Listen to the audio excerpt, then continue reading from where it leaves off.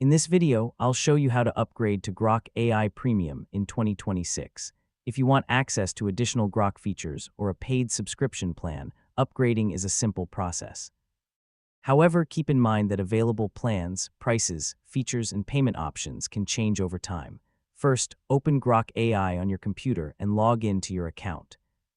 Once you're logged in, look for subscription, upgrade, or premium option in your account menu or Grok interface. Click on the available upgrade option to view the current plans.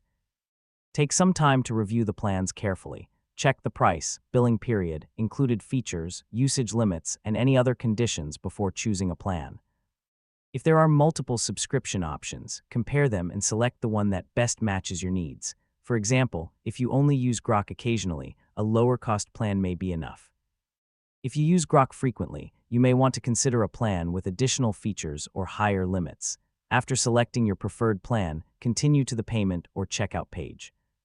Review the billing information carefully before completing your purchase. Make sure the account you are upgrading is the correct Grok account.